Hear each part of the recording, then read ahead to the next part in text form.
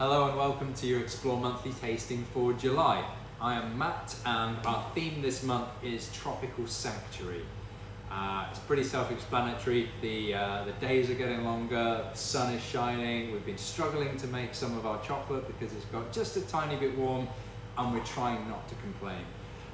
So this month's selection, we have a lot of fruity kind of chocolates coming in here. There's some citrus, a bit of acidity, there's some gentle heat and spice, and one or two ever so slightly unexpected chocolates. Okay, so as always, there's no right or wrong way to taste these. I'm going to taste them in a particular order. You guys can taste them however you want. You can pause me, fast forward me, mute me, do whatever you want. It's your tasting. I'm just along for the ride. One thing that I will mention is the very last bonbon there. I wouldn't recommend tasting that before you're going to taste any of the others. I'd save it till last and you'll find out why when you taste it. Okay, so we're going to start with the first bar here is our Tropical Ferment. So this is a dairy-free alternative milk chocolate. It is a 40% cocoa solids. We've taken our Belize cocoa beans and we've done a secondary fermentation with mango, pineapple and papaya. I actually did 3 separate fermentations and then blended those cocoa beans together to get the right kind of flavor profile for what I was after. We've used coconut milk powder instead of regular milk powder. And then we've added in some golden caster sugar from Mauritius, which just adds a slight tangy, fruity, caramelly vibe to it. So I wanted this one to be a little bit softer, quite fudgy, and some crunchy bits in there as well. One thing you might notice is the temper on this chocolate is not perfect. Now, I've only realized after we've packaged and sent these. So I do apologize because the heat did play a little part in that. I think the chocolate was just a tiny bit too warm when it went into the molds. I don't think the chocolate itself has suffered for it, but it is a quality point worth addressing. So have a little snap of this. It should be softer than the other ones anyway. Start to let the chocolate melt in your mouth, breathe in and out gently through your nose as you're tasting. Some retronasal olfaction. We should get these tropical waves coming through, and then the character from the cacao is quite tropical anyway. We get notes of pineapple, honey, ginger and passion fruit, but a nice chocolatey base to this as well.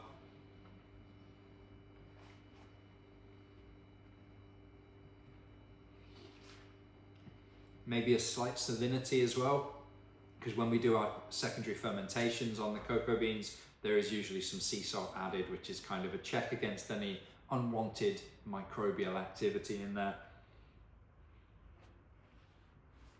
This for me is a really great chocolate to start this tasting with, because it's light, it's bright, it's zingy, there's acidity to it. We actually developed this, what would it have been, February?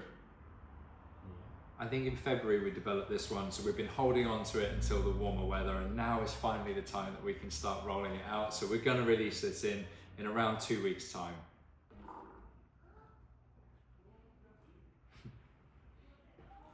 Okay, so we're going to move on to the next bar. So that is our caramelized white chocolate with toasted sesame and sea salt. Now, if you were with us last month for Explore Monthly, then you would have had the raspberry with Ras Al Hanout and toasted sesame.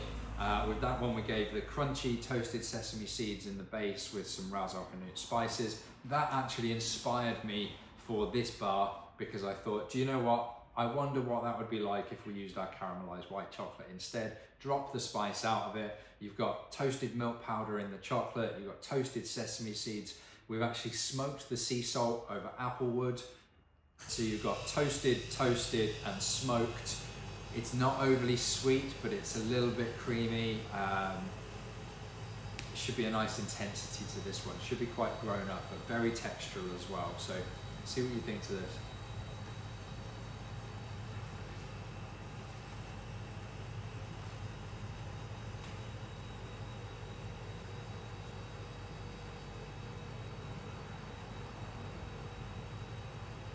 Yeah. It's buttery, it's sweet, it's salty, it's tangy. There's a slight fruitiness from sesame seeds to me anyway. It's very toasted. To me, it's really well balanced and there's lots and lots going on. So I think we will release this as an actual bar, as a limited release as well, see how it goes. I'll put this down. I must admit, this is my second time tasting that, and the first time I finished the whole one rather too quickly. So I'm going to cut myself off for now, and I'll save it for later. All right, now the last bar that we're going to taste is Belize Maya Mountain. Again, same cocoa beans that was in the tropical ferment. You may have tasted our 80% Belize Maya Mountain dark chocolate, or one of the variations we've done on that. You might have tasted it in one of our bonbons. This is 100% pure cacao. The cocoa beans have not been roasted. So I have heat treated them. I've heated them to about 70 degrees for an hour. And we use that as a kill stage. So we're getting rid of any unwanted bacteria to make sure the cocoa beans are safe to process. And then we've removed the husks, we've ground it, and that's it. So with this, I'm expecting this to be quite light, a bit of a tropical acidity to it, nowhere near the intensity that we get from our 80% Belize, but actually not as much depth of flavor because the cocoa beans haven't gotten hot enough to start developing the chemical compounds that we would associate with chocolate flavor. So these are really high quality cocoa beans, so I'm expecting this to be quite pleasant. Surprisingly light for pure cacao, but not quite as interesting as the 80%. So let's give it a go. So there's no sugar in this whatsoever.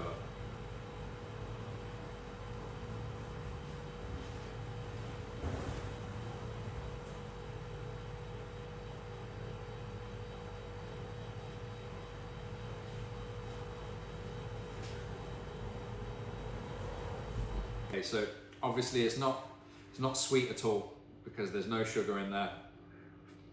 I'm not finding it too astringent. It's not drying my mouth out too much. It is sort of vaguely cocoa-y without being incredibly chocolatey. That makes sense. Surprisingly to me, there's less acidity. There's less acidity than I was expecting from it. We ground this, I think, for about 86 hours in the end, which is slightly longer than we would normally grind, and certainly longer than I would grind pure cacao. I normally find after about 48 hours, it's at least particle size is ready to come out. But we left this for the sort of full term that we would do for a dark chocolate that has sugar. Interesting. I mean, Sean tasted this earlier on and said that he would have it with his breakfast cereal in the morning. I think it'll be quite an expensive breakfast over the course of a week, but it's maybe something we might look at rolling out as like a nano batch or something. Okay, so we're going to move on to the bonbons next. So the first bonbon I've got here is strawberry with elderflower. So we've got Persia strawberries that are bang in season right now. They're fantastic strawberries. So this is a mixture of alpine strawberries and sort of regular bigger strawberries. Some of them have been grown in Perthshire and we bought them, and some of them have been picked from my garden and some of them have been picked on some walks that we've done. So we've mixed all of those together and we've made a pâte de fruits, which is a pectin set fluid gel. I picked some elderflower a few days ago and turned that into an infusion, like an elderflower tea, and then we've used that to emulsify a dark chocolate ganache. This is made with our Guatemala La Chua 70%, which to me has notes of strawberry, lemon zest, mocha and peanut, so it was a no-brainer to use this one for the strawberry. So you've got pâte de fruits and then a layer of ganache. So you can pop this one straight in one go, crunch it, and then you'll start getting the flavors come through.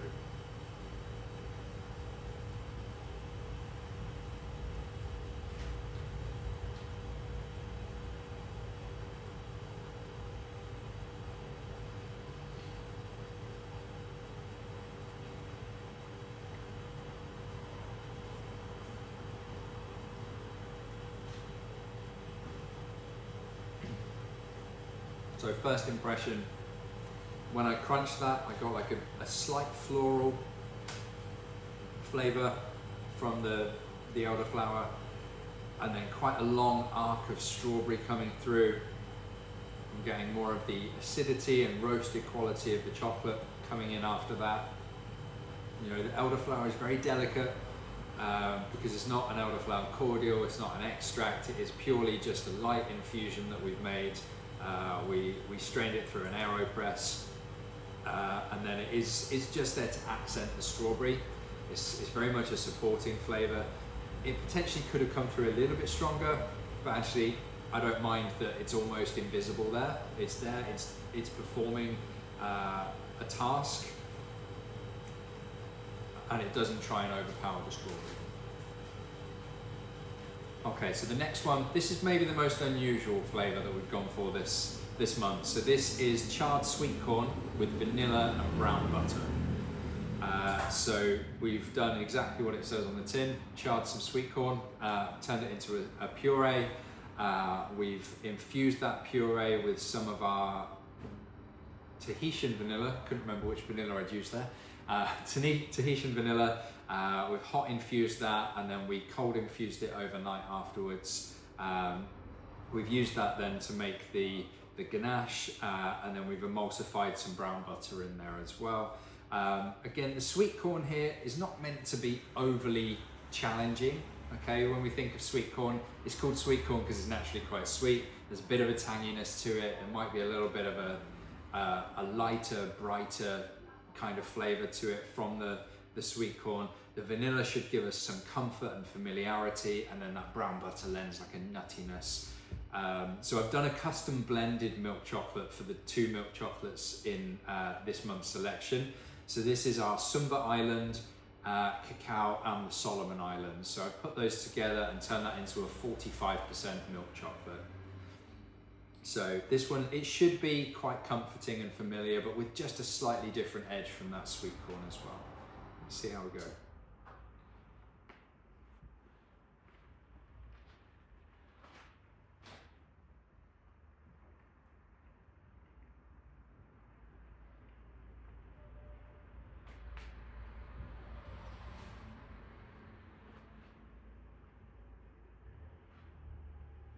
Okay, so I got the sweet corn coming to begin with on the sides of my tongue, and then that familiar vanilla kind of hit, the nuttiness, the milk chocolate all mixing together, and now on the aftertaste I've got that slight tangy freshness again from the sweet corn. It's gentle, it's delicate. I think if somebody gave it to you and didn't tell you there was sweet corn in it, you wouldn't know, which is kind of a good thing, I think, because again, it's quietly performing a task. Okay, so the next one, this is blood orange with tequila and sea salt. So we've taken some blood orange puree, we've turned that into a fluid gel, we've got some Patron Silver tequila, and then a little bit of that smoked sea salt that we use for the caramelized white. So you've got the pâte de fruits layer and then a ganache layer again. With this one, I wanted fragrance from the tequila, but very gently, because tequila can easily overpower things when we use it. I wanted the sharp, bright, citrusy acidity from the blood orange, and that familiarity of having the tequila and sea salt together.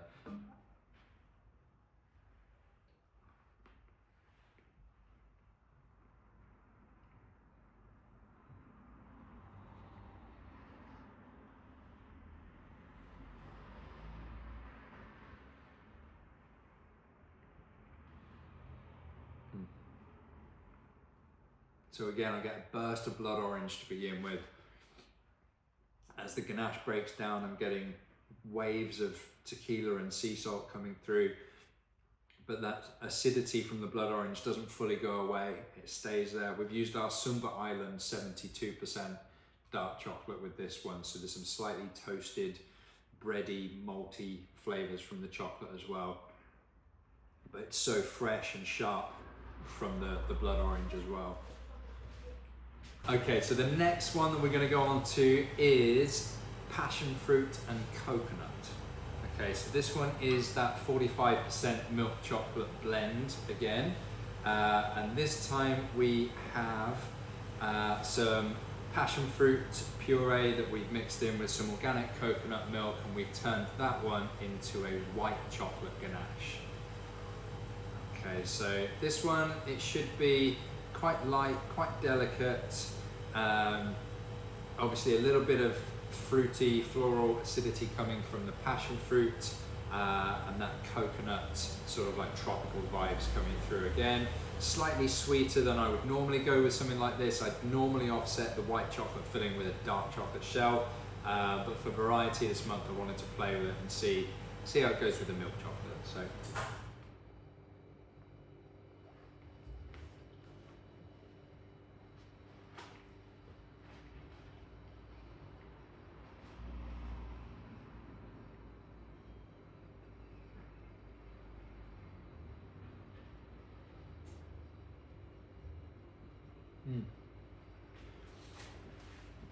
Okay, so first impressions on that one is you get the sweetness, you get the creaminess. I'm getting the coconut coming through after that.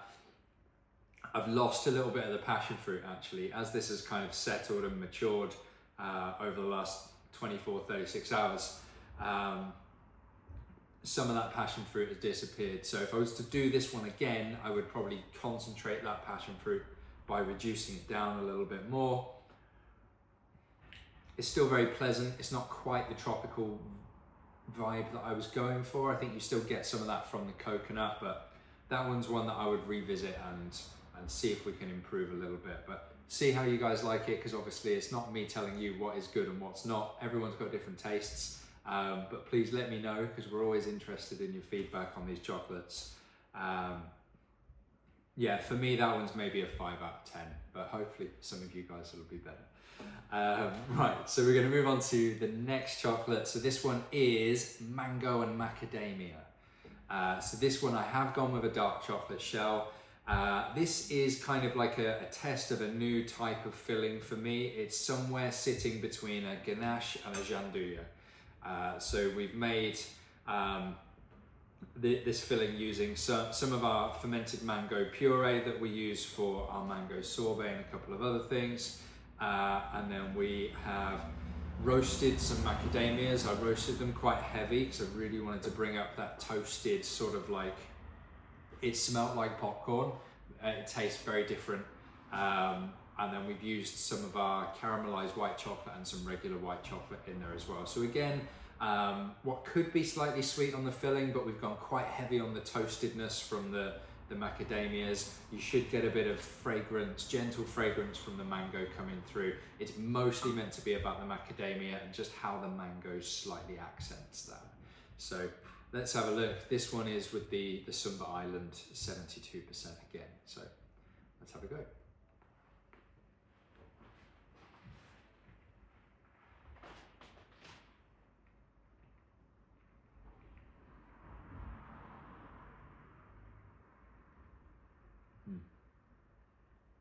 Yeah. So for me, that's maybe 8.5 out of 10 on my tastes. Again, the richness from the dark chocolate, the filling is super soft. It gives straight away, I'm getting loads of fragrance coming through from the mango, loads of that toasted macadamia flavor sort of dominating through those waves of macadamia. Through the waves of mango, sorry. Yeah, it's a nice intensity. There's a slight tanginess towards the end. It's a beautiful long finish on that one as well.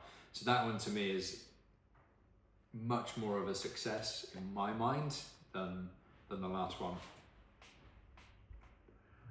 And as a new type of filling, it's going to be really fun now to see what other nuts we can use or seed pastes in conjunction with purees and infusions, and yeah, should be some interesting ideas for next year, that's for sure. Okay, and the last chocolate that we're going to taste, there's a reason why I told you not to taste this one first. This is chili and lime ferment rustic. So Some of you will be familiar with our Rustics range anyway. They're a range of partially refined chocolates. So instead of being in one of our refiners for about 80 hours, they've been in there for 2 or 3 hours. The idea is minimal processing on the ingredients, interesting sort of crunchy, crumbly texture to it. And we get more vibrant flavors that are sort of less tamed flavors because they've not been in the refiner to evaporate volatile flavored compounds. So these cocoa beans, we've done a secondary fermentation similar to what we did with the tropical ferment, but with this one we've used a mixture of chilies and some whole limes. So it's a lacto fermentation. We've fermented these for about 5 or 6 days, and then we've gently dehydrated them and then partially refined them. This is pure cacao in the sense that there is no sugar in there, but obviously we have got the chili and the lime infused into the cocoa beans. So this one is going to be crumbly, it's crunchy, it should be a real intensity. I'm hoping that we get loads of the acidity and the fragrance from the lime, as well as a real gentle but present warmth from the chili. Okay, so let's try this one. This is kind of like a strap yourself in kind of job. We'll see how this one goes.